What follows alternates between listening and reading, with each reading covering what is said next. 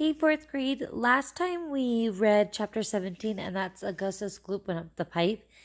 That was when Augustus fell into the chocolate river and he got sucked up into the tube and he went off into the fudge section of the factory. Now, his parents were not very happy, but the Oompa Loompas came and took them to go see him. Now, today, we're going to be looking at chapter 18, Down the Chocolate River. All right, let's begin. Off we go, cried Mr. Wonka. Hurry up, everybody. Follow me to the next room. And please don't worry about Augustus Gloop. He's bound to come out in the wash. They always do. We shall have to make the next part of the journey by boat. Here she comes, look. A steamy mist was rising up now from the great warm chocolate river, and out of the mist there appeared suddenly a most fantastic pink boat. It was a large, open rowboat with a tall front and a tall back, like a Viking boat of old, and it was such a shining, sparkling, glistening pink color that the whole thing looked as though it were made of a bright pink glass.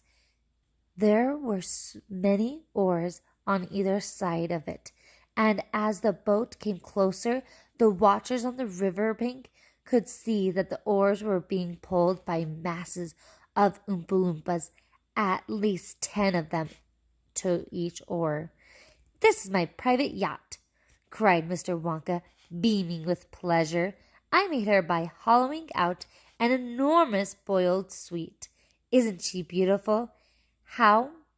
See how she comes cutting through the river. The gleaming pink boiled sweet boat glided up to the riverbank.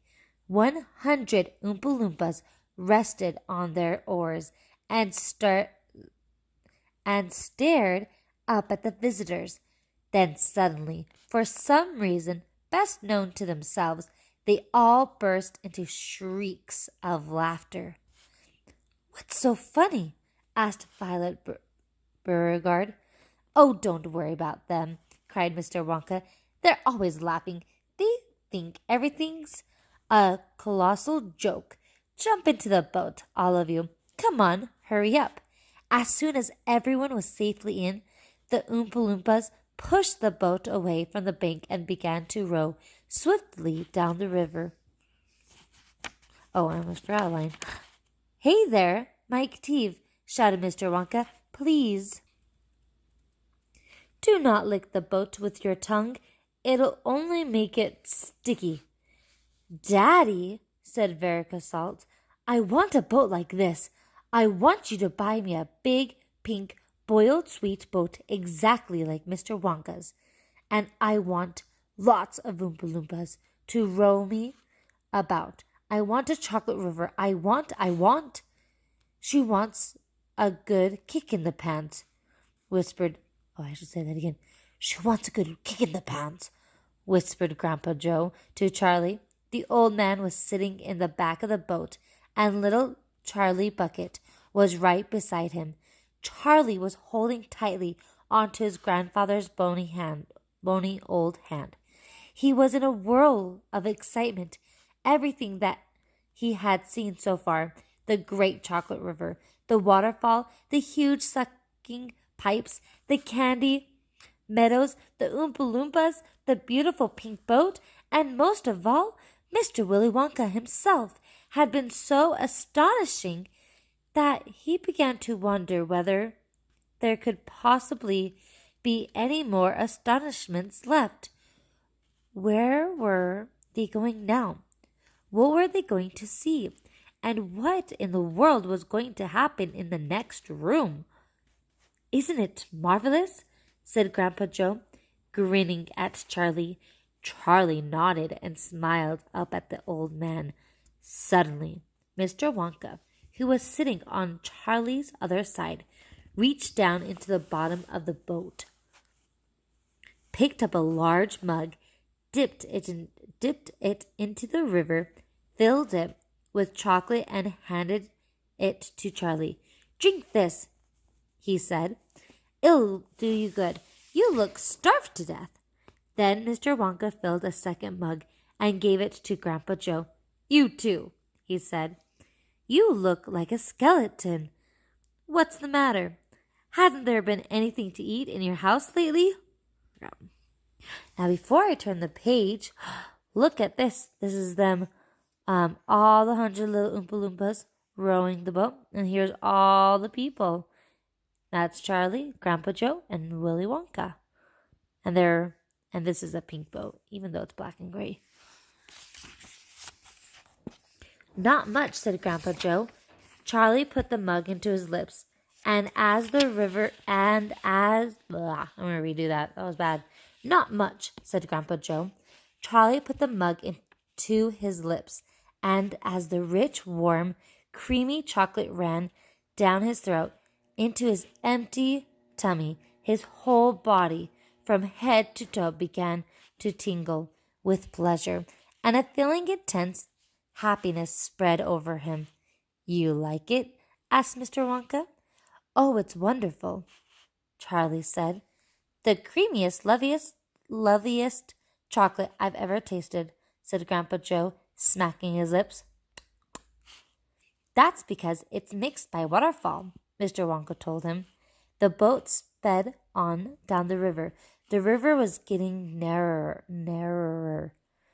There was some kind of dark tunnel ahead, a great round tunnel that looked like an enormous pipe.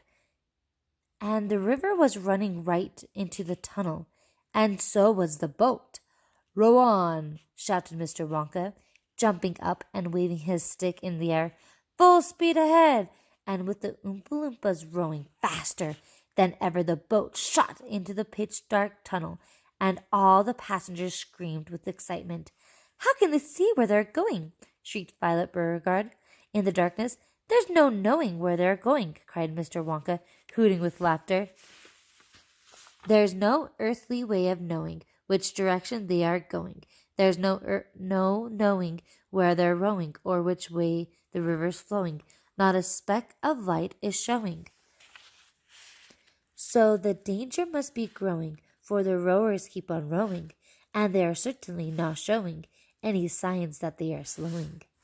He's gone off his rocker, shouted one of the fathers, aghast, and the other parents joined in on the chorus of frightened shouting. He's crazy, they shouted.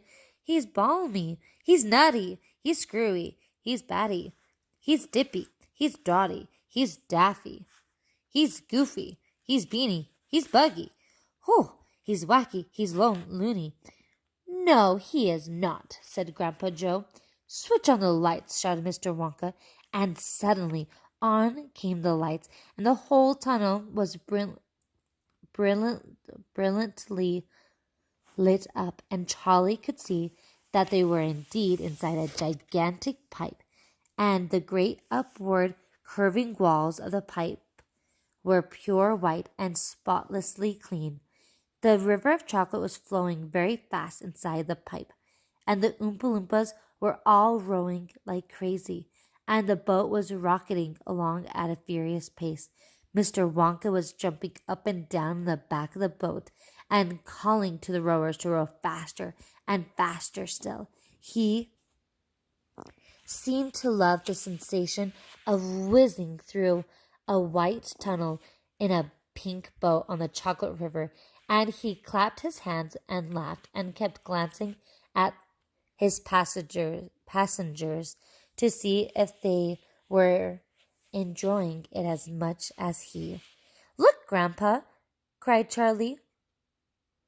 There's a door in the wall. It was a green door, and it was set into the wall of the tunnel just above the level of the river.